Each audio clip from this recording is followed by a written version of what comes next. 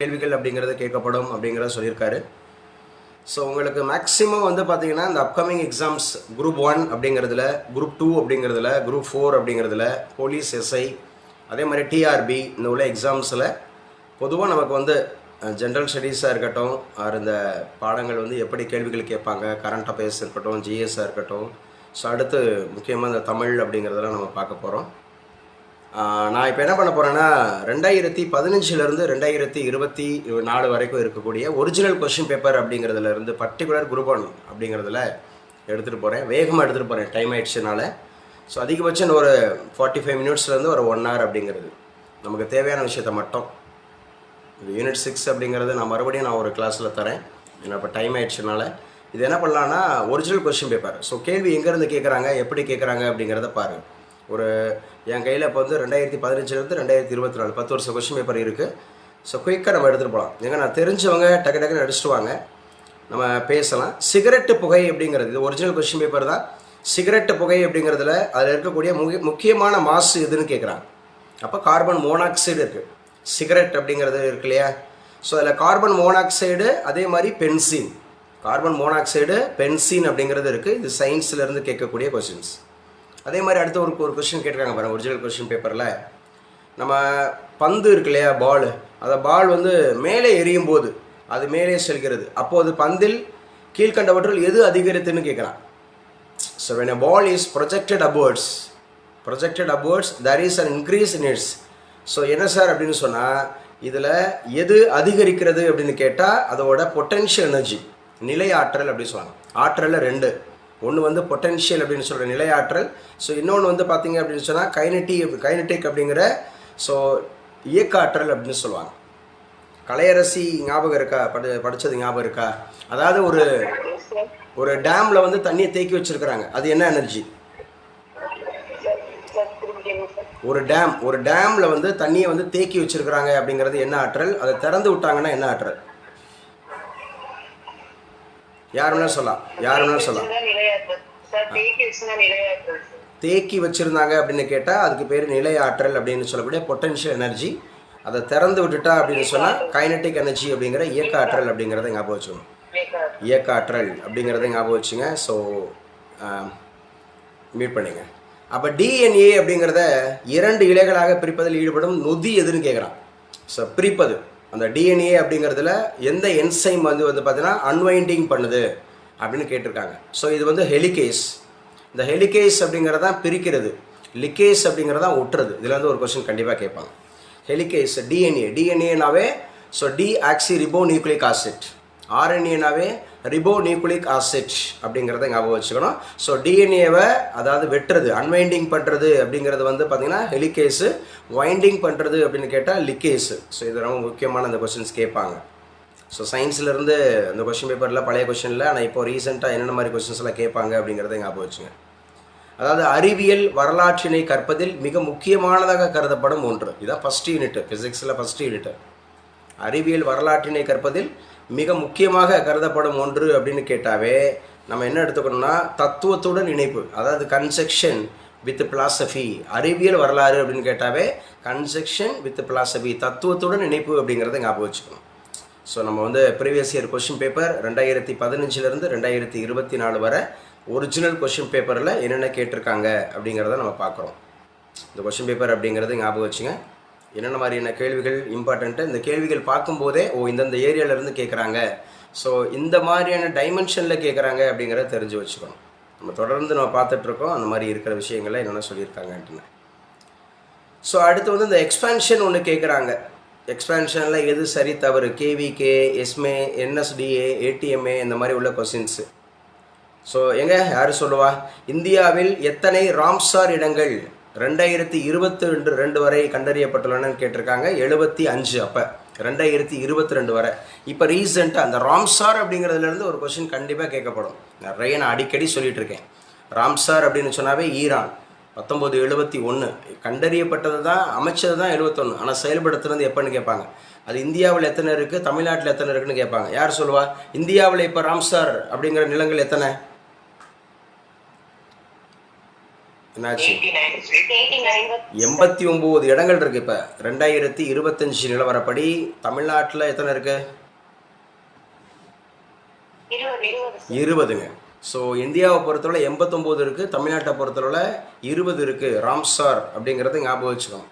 எந்தெந்த இடங்கள்லாம் புதுசாக சேர்த்துக்கிட்டே இருக்கிறாங்க ஒவ்வொரு நாளும் அப்படிங்கிறத நம்ம ஞாபகம் வச்சுக்கணும். ஸோ அதே மாதிரி அடுத்த கொஸ்டின்ஸ் கேட்டிருக்கான் பாருங்கள். என்ன கேட்டிருக்கிறாங்க? பேட்டி பச்சோ பேட்டி பத்தோ இது ஒன்றிய அரசின் திட்டத்தில் நோக்கம் கிடையாது. எதோட நோக்கம் கிடையாதுன்னு சொல்லியிருக்காங்க. இது பாலின அடிப்படையிலான நீக்கத்தினை தடை செய்தல், பெண் குழந்தைகளின் வாழ்வு மற்றும் பாதுகாப்பினை உறுதி செய்தல், பெண் குழந்தைகளின் கல்வி மற்றும் பங்கேற்பினை உறுதி செய்தல், சம்பந்தப்பட்ட பெண் குழந்தையின் பெயரில் நிரந்தர வைப்பு தொகையை ஏற்படுத்துதல் அப்படின்னு சொல்கிறாங்க. ஸோ பேட்டி பச்சோ பேட்டி பத்தோ என்ற ஒன்றிய அரசின் திட்டத்தில் நோக்கம் கிடையாதது அந்த பெண் குழந்தையின் பெயரில் நிரந்தர வைப்பு தொகையை ஏற்படுத்துதல் மட்டும் கிடையாது. அது செல்வ மகள் திட்டம். ஸோ அது மட்டும் கிடையாது, மித்த எல்லாமே இருக்குது. அப்போ ஒரு திட்டத்தில் ஒரு கொஷின் சென்ட்ரல் அண்ட் ஸ்டேட் கவர்மெண்ட்டில் கொஸ்டின்ஸ், இது ஒரிஜினல் கொஷின் பேப்பர் குரூப் 1 அப்படிங்கிறது. இந்த மாதிரி ஒரு கொஷின் கேட்டிருக்கிறாங்க. அதாவது உயர் பதவி அலுவலர்களின் பட்டியலை கவனித்து அவர்கள் பதவியின் அடிப்படையிலான முன்னுரிமை பட்டியல், அதாவது குரோனாலஜி ஆர்டர், அதிகாரத்தின் அடிப்படையில் குரோனாலஜி ஆர்டர் கேட்டிருக்காங்க. அப்போ அதிகாரத்தின் அடிப்படையில் குரோனாலஜி ஆர்டர் அப்படின்னு பார்த்தீங்கன்னா இதில் ஃபஸ்ட்டு இருக்கிறது யார் இருப்பா? இந்திய தலைமை தேர்தல் ஆணையர் இருப்பார். தலைமை தேர்தல் ஆணையர் இப்போ யாருப்பா இருக்கிறா? கௌதம் மதுரை. இப்போ தலைமை தேர்தல் ஆணையர் யார்? ஞானேஸ்வர் குமார் அப்படிங்கிறத ஞாபகம் வச்சுக்கணும். ஞானேஸ்வர் குமார் அப்படிங்கிறது தான் chief election commissioner of India. அப்போ சீஃப் எலெக்ஷன் கமிஷன் அப்படின்னாவே என்ன ஆர்டிகல்?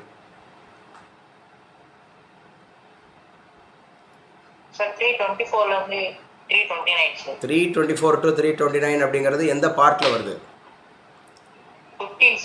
பார்ட் 15 அப்படிங்கிறதுல வருது இல்லைங்களா?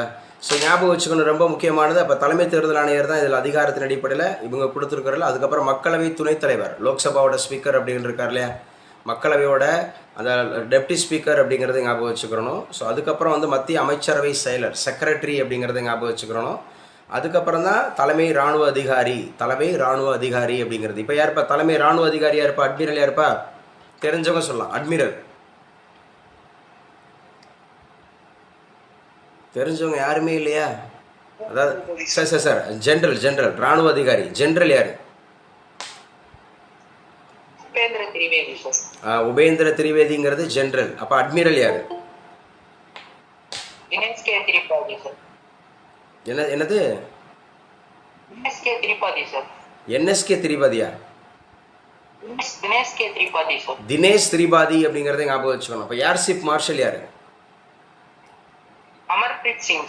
அமர்பிரீத் சிங் அப்படிங்கிறவரை ஞாபகம் வச்சுக்கிறணும். அதே மாதிரி ஒலிம்பிக் போட்டியில் பதக்கம் வென்ற பின்வரும் இந்திய மகளிரை காலவரிசைப்படுத்துகின்றான். ஸோ ஒலிம்பிக் கேம்ஸ்லேருந்து கண்டிப்பாக ஒரு கொஸ்டின் வந்துடும். கடைசியாக கௌதம், எங்கே நடந்துச்சு ஒலிம்பிக் போட்டி? பாரிஸில் நடந்தது. எத்தனையாவது ஒலிம்பிக் போட்டி? 33வது ஒலிம்பிக் போட்டியில் நம்ம இந்தியா பெற்ற பதக்கங்களோட எண்ணிக்கை எவ்வளவு? 6ல் வெள்ளி ஒரே ஒருத்தர் தான் அடிச்சார். இந்த வெள்ளி பதக்கம் அடித்தவர் யாரு? நீரஜ் சோப்ரா அப்படிங்கிறது. நம்முடைய இந்திய ஹாக்கி அணி என்ன பதக்கம் வென்றது? வெண்கலம் மட்டும் எத்தனை? வெண்கலம் மட்டும் 5. அதில் அதிகபட்சம் வெண்கலம் எதுக்கு கிடைச்சிருந்துச்சு? ரைஃபிள் ஷூட்டிங் அப்படிங்கிறத எடுத்துக்கிறணும். ஸோ இதில் பெண்கள் அப்படிங்கிறது ஒலிம்பிக் போட்டியில் பதக்கம் வென்ற பெண்கள் அப்படிங்கிறவங்கள காலவரிசைப்படுத்துங்கன்றாங்க. கேள்வி பார்த்தீங்களா? குரோனாலஜி ஆர்டர் கேட்குறான், காலவரிசைப்படுத்துங்கன்னு. அப்போ காலவரிசைப்படுத்துங்கன்னா ஃபஸ்ட்டு எடுத்தது கர்ண மல்லேஸ்வரி, பளு தூக்குதல் எடுத்தாங்க கர்ண மல்லேஸ்வரி. அதுக்கப்புறம் சைனா நெக்வால் அடித்தாங்க. ஸோ அதுக்கப்புறம் யாருன்னா சாக்ஷி மாலிக் அடித்தாங்க. அதே மாதிரி லவ்லினா பொர்கோகைன் அப்படிங்கிறவங்க. ஸோ ஆர்டர் கேட்டிருக்காங்க பெண்களில். ஆர்டர் யாருக்கு அப்புறம் யார் அப்படிங்கிறது. அதே மாதிரி இந்த பால்மர் குறியீடு அப்படிங்கிறது எந்த இயற்கை சீற்றத்தோடு தொடர்புடையதுன்னு கேட்டிருக்கான். இயற்கை சீற்றம்னாவே இந்த நேச்சுரல் டிசாஸ்டர் அப்படிங்கிறது ரொம்ப ரொம்ப முக்கியமானது. ஸோ நேச்சுரல் டிசாஸ்டரில் பால்மர் குறியீடு, பால்மர் இண்டெக்ஸ் அப்படின்னாவே ட்ராட்னா வறட்சி அப்படிங்கிறத ஞாபகம் வச்சுக்கணும். அதே மாதிரி உங்களுக்கு அதிகமாக இஸ்ரோவோட ப்ராஜெக்ட்ஸ் நிறைய கேட்டுகிட்டே இருக்கிறாங்க. இப்போ யார் சொல்லுவா? வனராஜா திருநெல்வேலி தம்பி இருக்கீங்களாப்பா? ஆக்சிம் 4, இந்த ஆக்சிம் 4ல் போகக்கூடிய ஒரே ஒரு இந்தியர் யாருப்பா? ஆக்சிம் 4ல் என்னாச்சுப்பா? சுபான்சு சுக்லா தானே?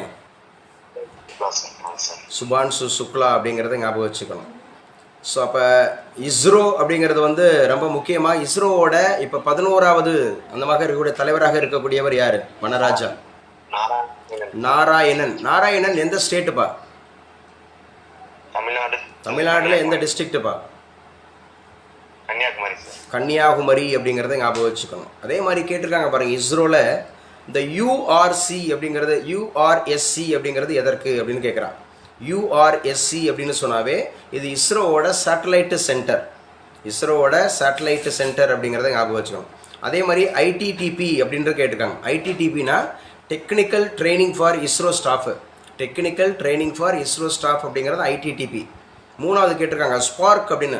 ஸ்பார்க் அப்படிங்கிறது வந்து இது வந்து ஸ்பேஸோட மியூசியம், இஸ்ரோவோட விர்ச்சுவல் ஸ்பேஸ் மியூசியம்ங்கிறதா spark.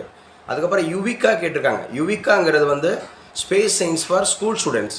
Space science for school students. அப்போ எப்படி கேள்வி கேட்டிருக்காங்கன்றதை நம்ம பார்க்கணும். இஸ்ரோ அப்படிங்கிறதுல சில யூஆர்எஸ்சின்னா என்ன, ஐடிடிபினா என்ன, ஸ்பார்க்னா என்ன, யுவிகனா என்ன, இப்படி கேள்வி கேட்டிருக்காங்க. So we are discussing previous year question paper group 1 2015 to 2024 அப்படிங்கிறது. ஸோ இது ரொம்ப முக்கியமான பகுதி. இந்த வீடியோ ஆடியோ கேட்டுக்குங்க. ஸோ கம்பல்சரி இதை மாதிரி ப்ரிப்பேர் ஆகுங்க. எந்த கேள்வியாக இருந்தாலும் அடிச்சிடலாம். அப்புறம் கேள்வி கேட்டிருக்கான் பாருங்களேன், இந்திய முக்கோணவியல் ஆய்வு நிறுவனம் அப்படின்னு சொல்லக்கூடிய இந்தியன் கமர்ஷியல், அதாவது ட்ரிக்னாமெட்ரிக்கல் சர்வே ஆஃப் இந்தியா அப்படிங்கிறது எப்போது, அதாவது ஏப்ரல் 10ஆம் தேதி 1802. ஸோ எங்கே தன்னுடைய ஆய்வை தொடங்கினாங்கன்னு கேட்டிருக்காங்க. 1802 ஏப்ரல் 10 ட்ரிக்னாமெட்ரி அப்படிங்கிறதுக்கு சென்னையில் தான் ஆரம்பிச்சிருக்கிறாங்க. ஸோ எப்போ கேள்வி கேட்டிருக்கான் பாருங்கள். இதெல்லாம் டெக்ஸ்ட் புக் சோர்ஸு தான். ஸோ ரொம்ப முக்கியமானது. சில விளையாட்டு, அந்த விளையாட்டோட யார் வந்து எந்தெந்த விளையாட்டோடு தொடர்புடையவன்னு கேட்குறாங்க. இப்போ எடுத்துக்காட்டுக்கு வந்து ஷேரட் கமல். இந்த ஷேரட் கமல் அப்படிங்கிறவர் வந்து நமக்கு என்ன சார்? ஷேரட் கமல் அப்படிங்கிறது டேபிள் டென்னிஸ். ஷேரட் கமல் அப்படின்னாவே table tennis. Lakshya Sen badminton அப்படின்னாவே எந்த நாட்டோட தேசிய விளையாட்டு தெரியுமா? National game badminton. இந்தோனேஷியா இருக்கு, சீனா இருக்கு. எஸ். அதே மாதிரி மீராபாய் சானு எந்த விளையாட்டோடப்பா? மீராபாய் சானு வெயிட் லிஃப்டிங் அப்படிங்கிறத ஞாபகம் வச்சுக்கணும். மீராபாய் சானு அப்படிங்கிறது வெயிட் லிஃப்டிங் அப்படிங்கிறத ஞாபகம் வச்சுக்கணும். அதே மாதிரி ஷரீன் நிக்காத் ஷரீன் அப்படிங்கிறவங்க வந்து பாக்ஸிங். நிக்காத் ஷரீன் இந்தியாவில் ரொம்ப ஃபேமஸாக இருக்கக்கூடிய விளையாட்டு வீரர்கள். எந்தெந்த விளையாட்டோடு தொடர்புடையவர்கள்? அப்போ விளையாட்டை பொறுத்தவரை உங்களுக்கு நிச்சயமாக வந்து பார்த்தீங்கன்னா அசோசியேட்டட் கேம்ஸ்னு கேட்டுருவாங்க, எந்த விளையாட்டோட தொடர்புடையவங்க. அதே மாதிரி இந்த ஸ்டேடியம் எந்த ஊரில் இருக்குது அப்படின்னு கேட்டுருவாங்க. அதே மாதிரி இந்த ட்ராஃபி எந்த விளையாட்டோட தொடர்புடையதுன்னு கேட்டுருவாங்க. அதே மாதிரி மிக்ஸ்டு, சிங்கிளு, அது மாதிரி கேட்டுருவாங்க. ஸோ ஒவ்வொரு டென்னிஸாக இருக்கட்டும், கொக்கோவாக இருக்கட்டும். கொக்கோ யாருப்பா இப்போ லாஸ்ட் வின்னர்? யாருப்பா கொக்கோ வின்னர்? இந்தியா தான். ஞாபகம் வச்சுக்கணும். கொக்கோ அப்படிங்கிறது ஞாபகம் வச்சுக்கணும். அதே மாதிரி 2020 ஃபர்ஸ்ட் அடித்தவங்களும் இப்போ கடைசி அடித்தவங்களும் யார் தான்? இந்தியா தான். ஞாபகம் வச்சுக்கிறணும். அதே மாதிரி இந்த கொஸ்டின்ஸ் கேட்டிருப்பான். பின்வரும் எந்த ஒரு குறிகாட்டி மனிதவள குறியீட்டை கணக்கிட பயன்படுத்துவதோடு இல்லை. அதாவது வந்து ஹியூமன் டெவலப்மெண்ட் இண்டெக்ஸ் அப்படிங்கிறத கால்குலேட் பண்ணும்போது எது வந்து பார்த்தீங்கன்னா நம்ம கணக்கில் எடுத்துக்கிறது இல்லை. லைஃப் எக்ஸ்பெக்டன்சி எடுத்துக்குருவோம். எஜுகேஷன் எடுத்துக்குவோம். பெர் கேபிட்டா எடுத்துக்குவோம். அப்போ எது எடுத்துக்கிறது இல்லை? சிபிஐ அப்படின்னு சொல்லக்கூடிய கன்சியூமர் ப்ரைஸ் இண்டெக்ஸ், நுகர்வோர் விலை குறியீடுன்றது நம்ம எடுத்துக்கிறது கிடையாது. ஸோ அப்போ யார் சொல்லுவா? ஹியூமன் டெவலப்மெண்ட் இண்டெக்ஸ் அப்படிங்கிறது முதல்ல எந்த ஆண்டு கணக்கிடப்பட்டது? ஹியூமன் டெவலப்மெண்ட் இண்டெக்ஸ் HDA 1990 அப்படிங்கிறதுல 2 பேர் இருப்பாங்க. லாவண்யா யார் இருப்பா? சார் பாகிஸ்தானி வந்து மெஹபூப் உல் ஹக், அடுத்து இந்தியன் எக்கனாமிஸ்ட் அமர்த்தியா சென். பாகிஸ்தானி அப்படிங்கிறது மெஹபூப் உல் ஹக் அப்படிங்கிறவர் தான் முதல் நபர். அதுக்கப்புறம் இந்தியாவில் அமர்த்தியா சென் அப்படிங்கிறது நமக்காக நோபல் பரிசு வாங்கி கொடுத்தவர் 1998. இவங்க 2 பேர் தான் ஹியூமன் டெவலப்மெண்ட் இண்டெக்ஸ் அப்படிங்கிறத 1990 அப்படிங்கிறது. யாருப்பா இந்த ஹியூமன் டெவலப்மெண்ட் இண்டெக்ஸ் அப்படிங்கிறத இன்டர்நேஷனலாக எஸ்டிமேட் பண்ணுற கமிட்டி பேர் என்னப்பா? Sir UNDP, United Nations Development Programme அப்படிங்கிறதா. அப்போ லைஃப் எக்ஸ்பெக்டன்சி இருக்குது. அதே மாதிரி வந்து எஜுகேஷன் எடுத்துக்கிறாங்க, பெர் கேபிட்டா எடுத்துக்கிறாங்க. பெர் கேபிட்டா யாருமா முத கால்குலேட் பண்ணா? Per capita Kuznets. Per capita அப்படின்னாவே குஸ்னெட் அப்படிங்கிறத ஞாபகம் வச்சுக்கணும். ஸோ பெர் கேபிட்டா அப்படின்னா என்ன? நம்ம வந்து ஃபார்முலா தர்றோம் பெர் கேபிட்டாவுக்கு. Total national income by total population. Total national income divided by total population அப்படிங்கிற போது நேஷனல் இன்கம் முத கணக்கிட்டவர் யாருப்பா? நேஷனல் இன்கம்ங்கிறத முத கணக்கிட்டவர் தாதா தாதாபாய் நவ்ரோஜி. தாதாபாய் நவ்ரோஜி எந்த வருஷம் கணக்கிட்டாரு? 1868. 1868. தாதாபாய் நவ்ரோஜி அப்படிங்கிறது எதற்கு பேர் வச்சாரு? INC sir. INC Indian National காங்கிரஸ்னு பேர் வச்சவர். அதே மாதிரி தாதாபாய் நவ்ரோஜி எழுதின ஒரு முக்கியமான புத்தகத்தின் பேர் என்னப்பா? Poverty and unBritish rule in India அப்படிங்கிற புத்தகம் ரொம்ப ரொம்ப முக்கியமான புத்தகம் அப்படிங்கிறது ஞாபகம் வச்சுங்க. ஸோ நம்பிக்கை இணையம் தமிழ்நாடு அரசு திட்டம் பற்றியது. எந்த நம்பிக்கை இணையம்ன்றது எதை வச்சு அப்படின்னு சொல்கிறாங்க? மாநிலம் முழுவதும் பிளாக் செயின் உள்கட்டமைப்பு, அந்த பிளாக் செயின் இன்ஃப்ராஸ்ட்ரக்சருக்கு தான். அப்போ தமிழக அரசு பாருங்கள், திட்டங்கள்லேருந்து ஒரு கொஷின் கண்டிப்பாக நிறைய வந்துகிட்டே இருக்கும். நான் உங்களுக்கு நிறைய திட்டங்கள் அனுப்பிச்சி கொடுத்துருக்கேன். நேற்றுக்கும் நான் இரவு 12:30 வரைக்கும் உங்களுக்கு அனுப்பிச்சி கொடுத்துட்டே இருக்கிறேன். அதாவது கரண்ட் அஃபேர்ஸ் 1, 2, 3, 4 தொகுப்பாக கிட்டத்தட்ட ஒரு முக்கியமான கேள்விகள் ஒரு 500 கேள்வி வரைக்கும் எடுத்து அனுப்பியிருக்கேன். இதை தவிர வெளியில் கேட்க முடியாது அப்படிங்கிற மாதிரி அனுப்பியிருக்கேன். அதே மாதிரி தொடர்ச்சியாக நம்ம வந்து மார்னிங் கரண்ட் அஃபேர்ஸ் கிளாஸில் ஸோ 2023, 24, 25 அப்படிங்கிறது கரண்ட் அஃபேர்ஸ் ரிலேட்டட் ஜிகே அப்படிங்கிறது ஃபுல்லாக உங்களுக்கு அனுப்பிச்சி கொடுத்துருக்கேன். ஸோ இன்றைக்கி ரொம்ப முக்கியமாக இன்றைக்கி மார்னிங் கிளாஸில் எந்தெந்த ஏரியாவிலேருந்து நம்ம அதிகமாக படிக்கணும் அப்படிங்கிற மாதிரி இந்த குரூப் 1, குரூப் 2, குரூப் 4 இருக்குது ஏரியா சொல்ல போகிறோம். அதாவது ப்ரீவியஸ் இயர் கொஸ்டின் பேப்பரை நல்லா அனலைஸ் பண்ணி இந்த இப்போ நான் பேசிகிட்டு இருக்கேன்ல, இப்போ நம்பிக்கை இணையம்னா இப்போ திட்டங்கள், தமிழக அரசு திட்டங்கள், அதில் எப்படி கேள்வி வருது அப்படிங்கிறத பற்றி டீல் பண்ண போகிறோம். சரியா? ஸோ ஹால் டிக்கெட் ரிலீஸ் பண்ணிட்டாங்க. குரூப் 1 அப்படிங்கிறது ஹால் டிக்கெட் வந்து ரிலீஸ் பண்ணியாச்சு. இப்போ ஜூன் 15க்கான ஹால் டிக்கெட் வந்து ரிலீஸ் பண்ணியாச்சு. ஸோ நல்லா ஆக்சலரேட் பண்ணணும் நம்ம இந்த கிளாஸஸ் அப்படிங்கிறது. இன்னும் பாருங்கள், ரொம்ப மினிமமாக தான் அட்டன் பண்ணுறீங்க ஏர்லி மார்னிங். சரியா? ஏர்லி மார்னிங் கிளாஸஸ் அப்படிங்கிறது வந்து ஸோ நம்பிக்கை இணையம் அப்படின்னாவே இப்போ பிளாக் செயின் இன்ஃப்ராஸ்ட்ரக்சர் அப்படிங்கிறத ஞாபகம் வச்சுங்க. அப்போ அதே மாதிரி இதில் எது கரெக்டுன்னு கேட்குறான். இந்த HYV அப்படிங்கிறது ஹை ஈல்டிங் வெரைட்டி சீட்ஸ் அப்படிங்கிறது கரெக்டு. அதே மாதிரி MSPனா மேக்ஸிமம் சப்போர்ட் ப்ரைஸ், அது கிடையாது. MSPனாவே மினிமம் சப்போர்ட் ப்ரைஸ், அப்போ தப்பாக கொடுத்துருக்கான். அதே மாதிரி PDSனாவே பப்ளிக் டிஸ்ட்ரிபியூஷன் சிஸ்டம், இது கரெக்டு. பப்ளிக் டிஸ்ட்ரிபியூஷன் சிஸ்டம்ன்றது நியாய விலை கடை, இது கரெக்டு. அதே மாதிரி IPMன்றது இன்டகிரேட்டட் பெஸ்டிசைட் மேனேஜ்மெண்ட் கொடுக்குறான், இது தப்பு. அப்போ எது தவறு சரி? அது பெஸ்ட் மேனேஜ்மெண்ட், பெஸ்டிசைடுன்னு வராது. எஸ், அப்போ இன்டகிரேட்டட் பெஸ்ட் மேனேஜ்மெண்ட் அப்படிங்கிறதுல பெஸ்டிசைடுன்னு வராது. அப்போ 2 சரியாக இருக்குது, 2 தப்பாக இருக்குது. அப்போ எக்ஸ்பான்ஷனும் கேட்பாங்க, அதுலேயுமே சரியாக இருக்கிறது தவறாக இருக்கிறது கூட கேட்டிருக்கான்.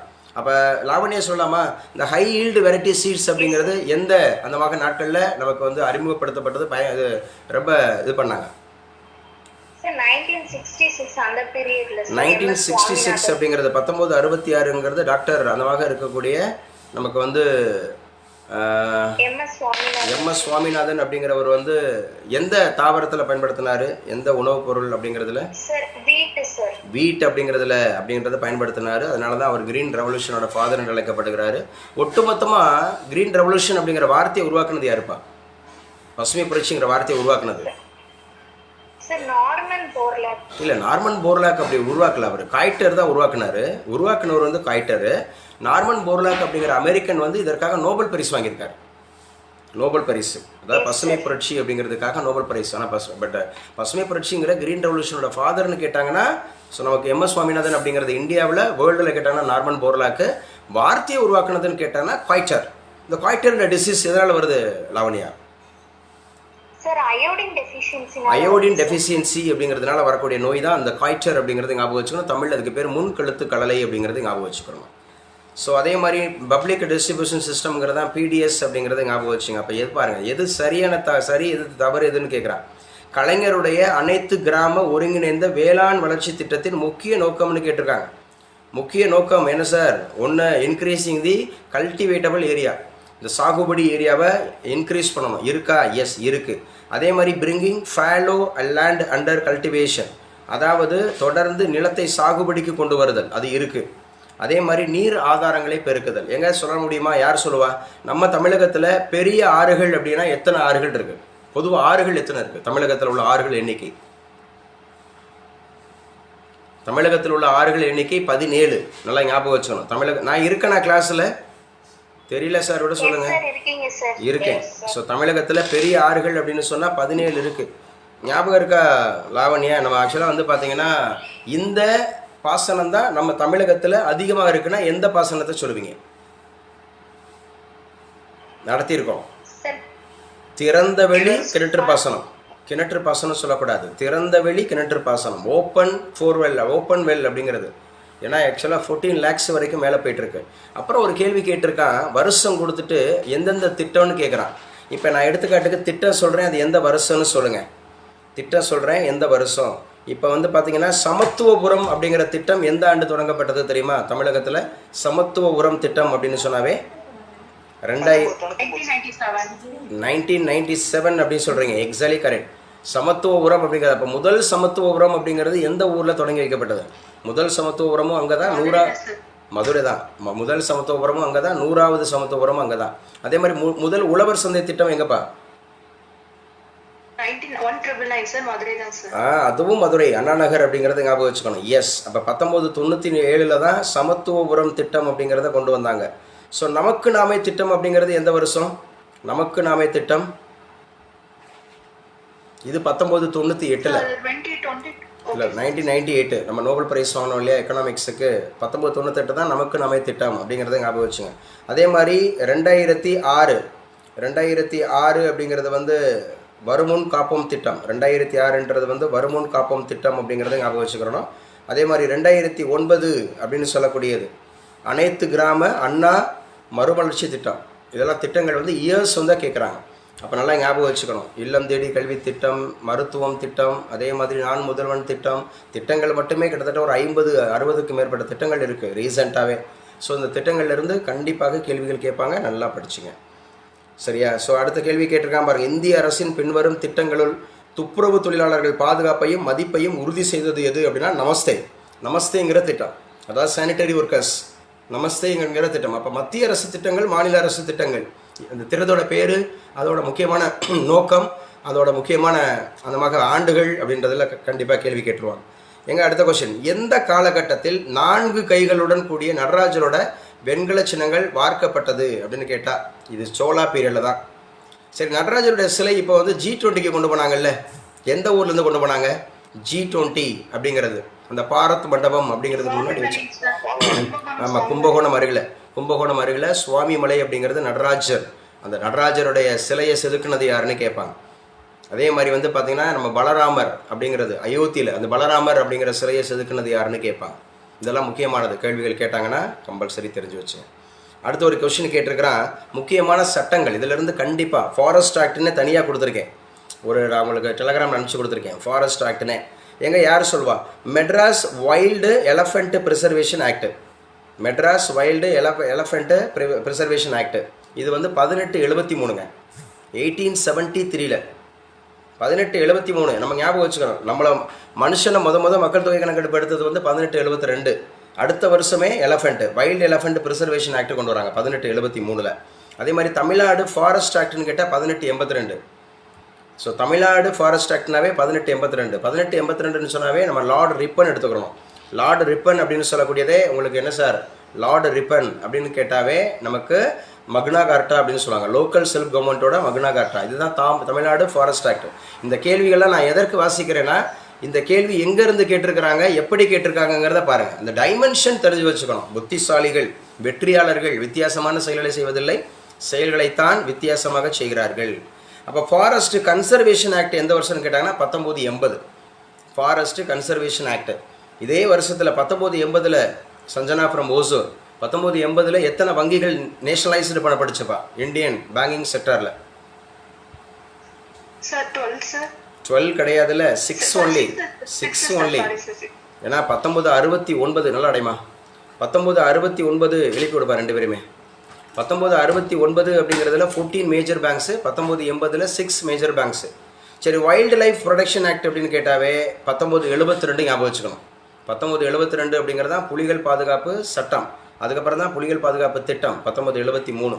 இதுதான் வனவிலங்கு பாதுகாப்பு சட்டம் அப்படின்னு சொல்லுவோம், wild life protection act. So wild life எங்கெங்கெல்லாம் இருக்குது, அது எந்தெந்த வருஷம், எங்கேருந்து கேள்வி கேட்டிருக்கான் பாருங்கள். அடுத்த கொஸ்டின் கேட்டிருக்கான் பாருங்கள். டாக்டர் முத்துலட்சுமி ரெட்டி. இந்த டாக்டர் முத்துலட்சுமி ரெட்டியை பொறுத்தவரை பின்வரும் கூற்றுகளில் எது உண்மையானது? கேள்வி பார்த்தீங்களா?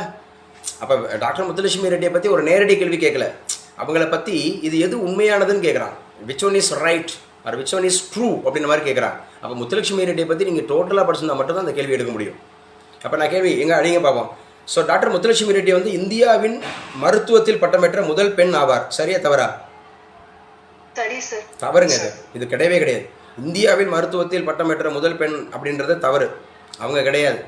அப்போ இந்தியாவின் மருத்துவத்தில் முதல் பட்டம் பெற்றவங்க யார்? இதை நீங்கள் படிக்கணும்.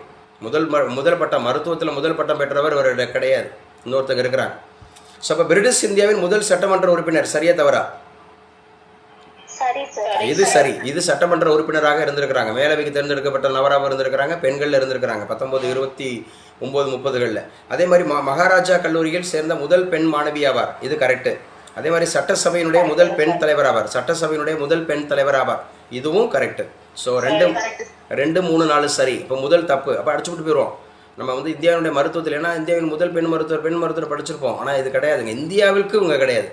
ஸோ தமிழகத்துக்கு ரொம்ப முக்கியமானவங்க தான் ஃபஸ்ட்டு அப்படிங்கிற மாதிரி எடுத்துக்கலாம்.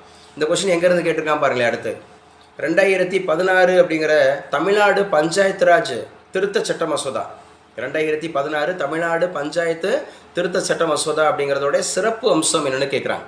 தமிழ்நாடு பஞ்சாயத்து அப்படிங்கிறது அந்த 2016 திருத்துனது அப்படிங்கிறது வந்து 50% இடஒதுக்கீடு யாருக்கு கொடுக்கப்பட்டுச்சுன்னா பெண்களுக்கு கொடுக்கப்பட்டது. இது ரொம்ப ரொம்ப முக்கியமானது 2016. அதே மாதிரி 2016 நவம்பர் 8 ஞாபகம் இருக்கா லாவணியா? 2016 நவம்பர் 8 டிமானிட்டைசேஷன் பண்ணாங்க. எந்தெந்த ரூபாயை டிமானிட்டைசேஷன் பண்ணாங்க? 500 and 1000 இந்த 500 rupees 1000 rupees அப்படிங்கிறத டிமானிட்டைசேஷன் பண்ணி எந்த ரூபாயை அறிமுகப்படுத்தினாங்க? சார் 2000 நியூ 500 2000 and நியூ 500 அப்படிங்கறத இன்ட்ரோடியூஸ் பண்ணிட்டு இப்போ எந்த ரூபாயை மறுபடியும் டிமானிட்டைசேஷன் பண்ணிட்டாங்க? Sir 2000 rupees. 2000 அப்படிங்கிறது எந்த டேட்டோட டிமானிட்டைசேஷன் ஆச்சு? Sir September month sir, date கரெக்ட்டா சொல்லுங்க. 30th September 30th September 30th அதை கேன்சல் பண்ணிட்டாங்க. ஸோ இது ஞாபகம் வச்சுக்கணும். டிமானிட்டைசேஷன், டிவால்யூஷேஷன் இதெல்லாம் எல்லாம் ஞாபகம் வச்சுங்க. தமிழ்நாடு பஞ்சாயத்து ராஜ் முறையின் தந்தைனா யார் அடிப்பீங்க லாவண்யா? லார்ட் ரிப்பன் அப்படிங்கிறவர். பஞ்சாயத்து ராஜ் முறையின் தந்தை லார்ட் ரிப்பன் அப்படின்னா ராங். ஸோ யார் சார் பஞ்சாயத்து ராஜ் முறையின் தந்தைனாவே பல்வந்த்ராய் மேத்தா அடிக்கணும். லோக்கல் செல்ஃப் கவர்மெண்ட் அப்படின்னு கேட்டால் தான் லார்ட் ரிப்பன் அடிக்கணும். ஊதா கலர் ரிப்பன் யார் உனக்கு அப்பன் சொன்னேன்ல, ரிப்பன் தான் அப்பன். எதுக்கு? லோக்கல் செல்ஃப் கவர்மெண்ட்டுக்கு.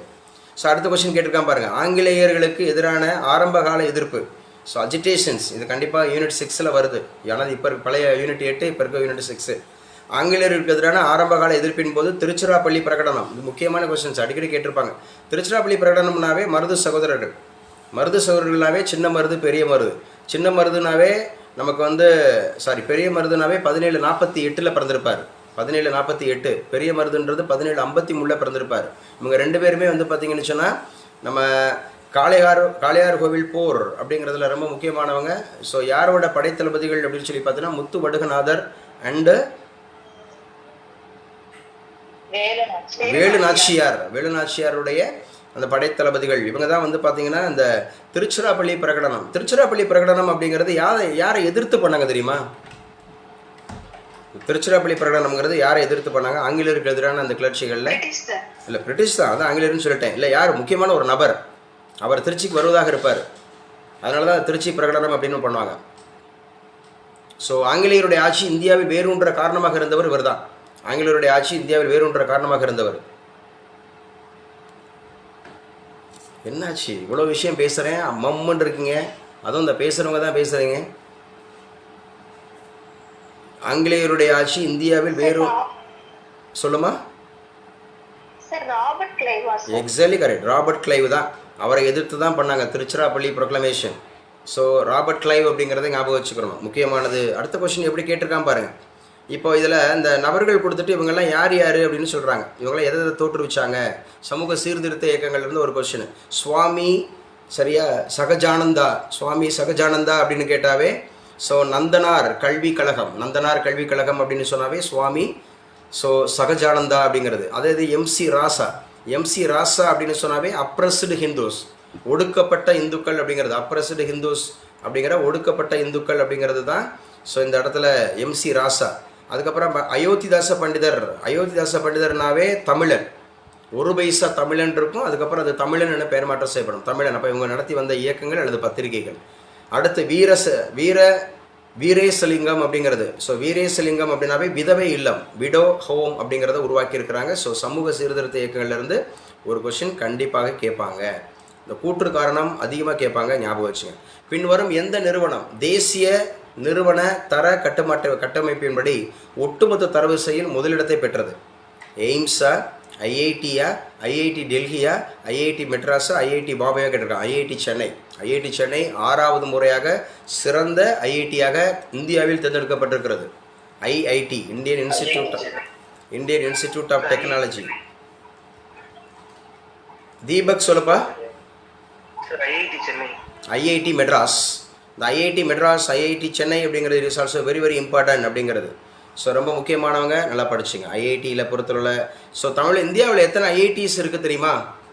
How many IITs are there in India? So படிச்சுக்கணும். அப்போ கண்டிப்பாக படிச்சுக்கணும். முக்கியமானது எங்கே இன்றைக்கி 9:30க்கு நான் உங்கள்கிட்ட கேட்குறேன். 9:30 கிளாஸில் நான் கேட்குறேன், யார் தெரிஞ்சுட்டு வரீங்கன்னு பார்ப்போம். ஐஐடிஸ் எத்தனை இருக்குது, ஐஐஎம் எத்தனை இருக்குது, என்ஐடிஸ் எத்தனை இருக்குது, அதே மாதிரி நவோதயா பள்ளிகள் எத்தனை இருக்குது, சைனிக் பள்ளிகள் எத்தனை இருக்குது, இதெல்லாம் மோஸ்ட்லி எக்ஸ்பெக்டட் கொஷின்ஸ். அடுத்த கொஷின் கேட்டிருக்கான் பாருங்களேன். ஸோ எந்தெந்த மாதிரியான திணைகள், அதோட கடவுள் யார், திணை அப்படிங்கிறது எங்கே யார் சொல்லுவா? நான் திணைகள் குறிஞ்சி, முல்லை, மருதம், நெய்தல், பாலை அப்படிங்கிறதுக்கு ஷார்ட்கட் என்ன சொல்லி கொடுத்துருக்கேன். கடவுள்னாவே ஒரு ஷார்ட்கட்டு, யாருக்குமே சொல்லி கொடுக்கல. அது சிறு பொழுது தம்பி, அது சிறு பொழுது. கடவுளுக்கு நான் அது சொல்லி கொடுக்கல. கடவுள் ஏன் சுகன்யா, யாராவது சொல்லுவாங்க வேடிக்கை பார்ப்போம்னு நினைச்சிட்டு இருந்தீங்களா? முறுக்கு தின்றால் இன்பம் வருதே காலின்னு எடுத்துக்கணும் ஹரிகிருஷ்ணன். யாருக்கு மாலையை வைத்தாய் என் நண்பனே, அது சிறு பொழுது, அது சிறு பொழுது. குறிஞ்சிக்கு யாமம் படித்தோம் இல்லையா? முல்லை அப்படிங்கிறதுக்கு பார்த்தீங்கன்னா ஆமாம், அது சிறு பொழுது. இது முறுக்கு தின்றால் இன்பம் வருதே காளி. முறுக்குனா முருகன், தின்றால்னா திருமால், இன்பம் அப்படின்னு சொன்னால் இந்திரன், வருதே அப்படின்னா வருணன், காளினா கொற்றவை. இதுதான் குறிஞ்சி, முல்லை, மருதம், நெய்தல், பாலை. இந்த கேட்டிருக்கான் பாருங்க. திணை அதோட கடவுள். இதுதான் யூனிட் 6ல் முக்கியமாக சங்ககால இலக்கியம். சங்கம் அப்படின்னாவே கிமு 3 கிபி 3 ஞாபகம் வச்சுக்கணும். நூற்றாண்டுன்னு கேட்டாங்கன்னா, ஆண்டுன்னு கேட்டாங்கன்னா 300 to 300 ஞாபகம் வச்சுக்கணும். ஸோ அதில் சங்கம் அப்படின்னு சொன்னாவே 3 சங்கங்கள் இடம்பெற்ற நூல் எது ஹரிகிருஷ்ணன்? இலக்கண நூல். 3 சங்கத்திலையும் அகத்தியம். முதலில் கிடைக்கப்பெற்ற இலக்கண நூல்னு கேட்டால் கிடைக்கப்பட்டதுன்னா தொல்காப்பியம். முதலில் கிடைக்கப்பட்டதுனா தொல்காப்பியம். முதலில் தோன்றியதுன்னா அகத்தியம் அப்படின்னு சொல்லக்கூடியது. 5 இலக்கணம் சொல்றதுன்னா அகத்தியம். 3 இலக்கணம் சொல்றதுன்னா அந்த அகத்தியத்தில் இடம்பெற்ற 5 இலக்கணம் என்னென்ன இலக்கணம்? எழுத்து, சொல், பொருள், யாப்பு, அணி அப்படிங்கிறதுல தொல்காப்பியத்தில் எத்தனை அணி, எத்தனை அதமாக இருக்கிறது? இல்லை, அந்த 2 என்னென்னப்பா? யாப்பும் அணியும் கிடையாது. யாப்புன்னா என்ன? யாப்புனா கட்டுறதுன்னு அர்த்தம். யாப்புனா கட்டுதல். ஒரு செய்யுளை எப்படி கட்டுறோம் அப்படிங்கிறது தான் யாப்பு அப்படிங்கிறது. அப்போ கேள்வி எங்கேருந்து கேட்டிருக்காங்க? குறிஞ்சி, முல்லை, மருதம், நெய்தல், பாலை கேட்டிருக்கா பாருங்க. இங்கே பாருங்க, இந்த கொஸ்டின் கேட்டிருக்காங்க. காந்தியடிகள் சபர்மதி என்னும் இடத்தில் ஒரு ஆசிரமத்தை உருவாக்குனாரா?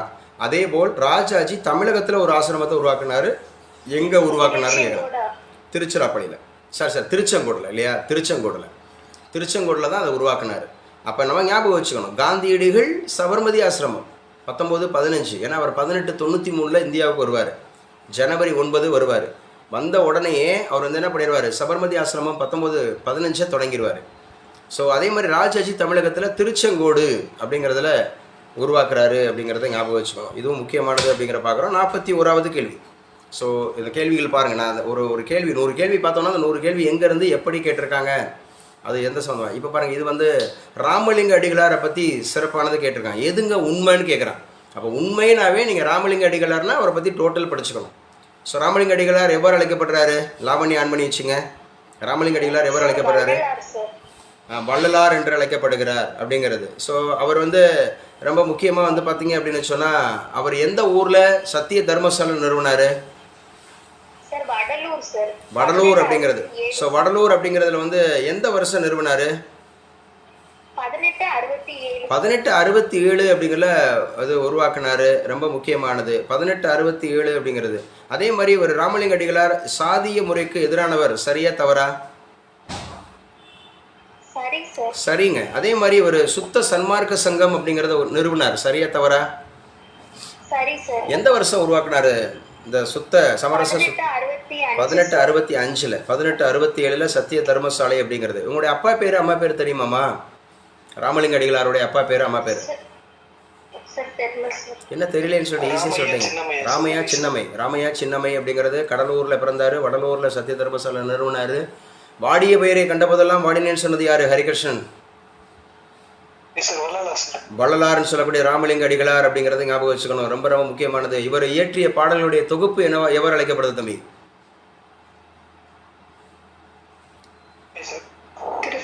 திரு அருட்பா. திருவருட்பா சஞ்சனா. திரு அருட்பா என்ன பொருள் தெரியுமா? திரு அருட்பானா சஞ்சனா பிரமோசோ.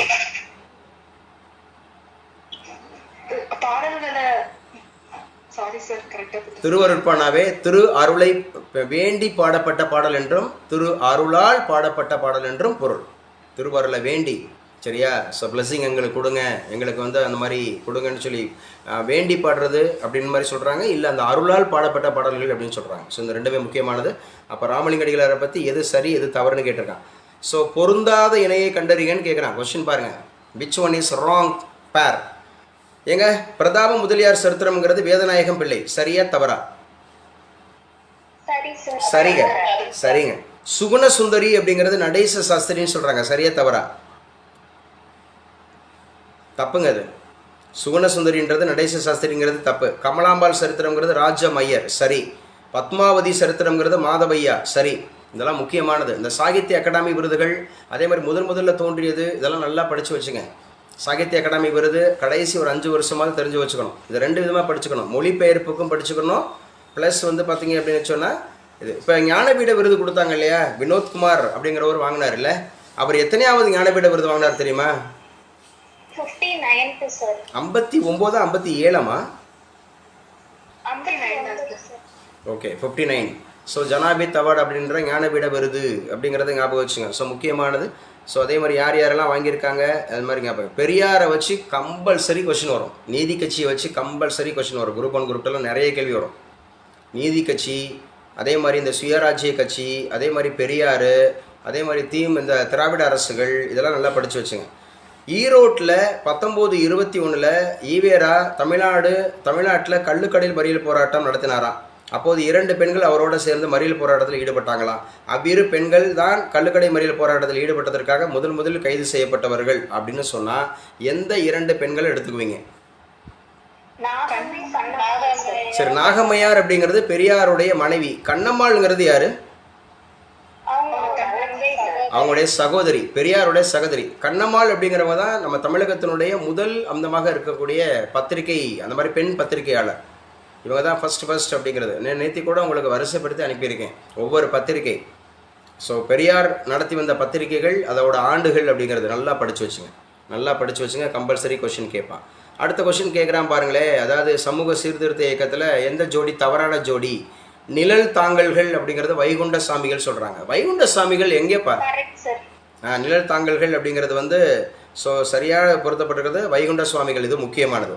அதே மாதிரி இந்து முற்போக்க முன்னேற்ற சங்கம் ராஜாராம் மோகன் ராய்ங்கிறார். கிடையாது. அவருக்கும் இதுக்கும் சம்மந்தமே கிடையாது. ஏன்னா அவர் வந்து முற்போக்குவாதி. அவர் ஒன்றே குலம் ஒருவனே தேவன் சொல்கிறவர், அந்த மாதிரி வழிபாடு சொல்கிறவர். அதே மாதிரி சமரச சுத்த சன்மார்க்க சங்கம்ங்கிறது வள்ளலார், சரியா தவறா? 1865 பார்த்தோம் இல்லையா? 1865 இதுவும் சரி. சுயமரியாதை அறம்ன்றது வேதநாயகம் பிள்ளை, இது தப்பு. ஸோ அப்போ எந்தெந்த இயக்கங்கள் யார் சரி தவறுன்னு கேட்டு போயிடாம பாருங்க. இந்த கொஷின்ஸ் கண்டிப்பாக, அதாவது திருக்குறளை கொடுத்துவிட்டு இந்த திருக்குறள் என்ன பொருள் சொல்லுது, திருக்குறள்லேருந்து அதிகமான கேள்விகள் வரும் ஜென்ரல் ஸ்டடீஸில். குரூப் 1 குரூப் 2, ஜென்ரல் ஸ்டடீஸில் குரூப் 4 வரும். சிறிய காரியங்களில் முயன்று வெற்றி பெறுவதை விட பெரிய காரியங்களில் முயன்று தோல்வி அடைவது சிறப்பு. இந்த வார்த்தைக்கு சொந்தக்காரர் யாரு? இது கணியன் பூங்கொன்றனார் அப்படிங்கிறதான் இதை சொல்லியிருப்பார். ஸோ ரொம்ப ரொம்ப முக்கியமானது. என்ன சார் அப்படின்னு சொன்னால், காண முயலைத அம்பினில் யானை பிழைத்தவேல் ஏந்தல் இனிது. அதாவது நம்ம அடிக்கிறது யானையாக இருக்கணும், அடித்தது பூனையாக இருந்தாலும் பரவாயில்ல, முயல் அப்படிங்கிறதா இருந்தாலும் பரவாயில்ல, யானை அடிக்கிறவா இருக்கணும். அவர் எய்ம் ஷுட் பி ஹை. ஆனால் இதில் கூட பாருங்கள், உள்ளுவதெல்லாம் உயர்வுள்ளது மற்றது தள்ளினும் தள்ளாமை நீர்த்து. உள்ளுவதெல்லாம் உயர்வுள்ளது மற்றது தள்ளினும் தள்ளாமை நீர்த்து, அதெல்லாம் கொடுத்துருக்காங்க. ஸோ அப்போ அந்த கேள்விகள் கேட்டுருவாங்க. இருக்கீங்களா? நான் இருக்கேன்னா கிளாஸ் போயிட்டுருக்கா? ஓகேங்க. அப்போ இந்த பாருங்க, சிறிய காரியங்களில் முயன்று வெற்றி பெறுவதை விட பெரிய காரியங்களில் முயன்று தோல்வி அடைவது சிறப்பு அப்படிங்கிறது. காண முயலை இது அம்பினில் யானை பிழைத்தவேல் ஏந்தல் இனிது. கணியன் பூங்கொன்றனாருடைய பாடல். கணியன் பூங்கொன்றனார் பிறந்த மாவட்டம் எது தெரியுமா? கணியன் பூண்டனார் பிறந்த மாவட்டம் சிவகங்கை மாவட்டத்தில் எந்த ஊரில் பிறந்தார்? மயிலாம்பட்டி. மயிலாம்பட்டி, மகிபாலன்பட்டி. மகிபாலன்பட்டி அப்படிங்கிறது. ஸோ அடுத்த கேள்வி கேட்டிருக்காங்க பாருங்க. உலகம் சுற்றும் தமிழன், ஞான ரதம், தண்ணீர் தண்ணீர், என் கதை, இதெல்லாம் முக்கியமான நூல்கள். உலகம் சுற்றும் தமிழன் அப்படின்னாவே கருப்பன். ஞான ரதம் அப்படின்னு கேட்டாவே தேசிய கவி. தண்ணீர் தண்ணீர் அப்படின்னாவே கோமல் சுவாமிநாதன். என் கதை அப்படின்னு சொன்னாவே ராமலிங்கம். என் கதை, இதெல்லாம் முக்கியமான சுயசரிதைகள், முக்கியமான படைப்புகள் அப்படிங்கிறது. கண்டிப்பாக இதில் வந்து ஒரு கொஸ்டின் கேட்டுருவாங்க. அதே மாதிரி கேட்டிருக்க பாருங்க. மாரிவரம் கூறின் மண்ணுயிர் இல்லை, மண்ணுயிர் எல்லாம் மண்ணால் வேந்தன் என யார் யாருக்கு உரைத்ததுன்னு கேட்குறாங்க. மழை இல்லை அப்படின்னு வச்சுங்களேன், இந்த உலகமே இல்லை அப்படிங்கிற மாதிரி. மணிமேகலை அப்படிங்கிறது உதயகுமரனுக்கு அப்படிங்கிறது. உதயகுமரன் அப்படிங்கிறவன் ஞாபகம் வச்சுக்கிறோம். மணிமேகலை, மணிமேகலா தெய்வம். மணிமேகலை இல்லை, மணிமேகலா தெய்வம். இந்த மணிமேகலா தெய்வம் அப்படிங்கிறது எந்த தீவில் அந்த மாதிரி குடிகொண்ட தெய்வம்?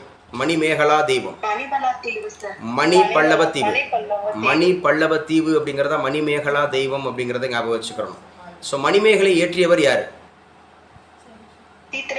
சீத்தலை சாத்தனார் அப்படிங்கிறத ஞாபகம் வச்சுக்கணும். மணிமேகலை கையில் இருந்த அந்த பாத்திரத்தோட பேர் என்ன? அந்த அட்சய பாத்திரத்தில் முதல்ல பிச்சை இட்டது யாரு? ஆதிரை அப்படிங்கிறது. அந்த மணிமேகலைக்கு இந்த கொஸ்டின்ஸ், இந்த மாதிரி கொஸ்டின்ஸ் அதிகமாக வருவாங்க. ஸோ இந்த கேட்பாங்க, இதெல்லாம் படிச்சுங்க. இதெல்லாம் யூனிட் 6ல். ஊரெல்லாம் கூடி ஒழிக்க அழுதிட்டு பேரினை நீக்கி பிணம் என்று பேரிட்டு. இது யார் சொல்லியிருக்கா? பிணம்பா. ஊரெல்லாம் கூடி ஒழிக்க அழுது பேரினை நீக்கி பிணம் என்று பேரிட்டு. திருமூலர். திருமூலர் அப்படிங்கிறவர் ஸோ உடம்பை வளர்த்தேன் உயிர் வளர்த்தேன் அப்படின்னு சொல்லிட்டு எந்த நூலில் எழுதியிருக்கிறார்? திருமந்திரம். திருமந்திரம் எத்தனையாவது திருமுறை? 10ஆம் திருமுறை அப்படிங்கிற. முதல் 3 திருமுறைகளை தொகுத்தவர் யாரு? முதல் 3 திருமுறை திருஞான சம்பந்தர். அடுத்த 3 யாரு? திருநாவுக்கரசர். 7 யாருப்பா? சுந்தரர். இந்த முதல் 7 எவ்வாறு தொகுப்பா சொல்லப்படுது? தேவாரம். 8 யாரு? மாணிக்க வாசகர். இந்த 4 பேரையும் சேர்த்தா என்ன சொல்லுவாங்க? சைவ சமய குறவர்கள் அப்படிங்கிறது 4 பேர். 9ஆம் திருமுறை யார் உள்பட 9 பேர்? திருமாளிகை தேவர் உள்பட 9 பேர். 10ஆம் திருமுறை தான் இப்ப பேசிட்டு இருக்கக்கூடிய திருமூலர். எந்த சித்தர்களில் முதன்மையான சித்தர்னு சொல்லப்படுறாரு? 18 சித்தர்களில் முதன்மையான சித்தர். இவர் எவ்வளவு நாட்கள் வாழ்ந்ததாக கூறப்படுகிறது? 3000 நாட்கள் வாழ்ந்ததாக கூறப்படுறதுனால இந்த நூலுக்கு என்ன பெயர்? தமிழ் 3000 என்று சிறப்பிக்கப்படுகிறது. தொடர்ந்து அப்படியே பேசுவோம். ஸோ நல்லா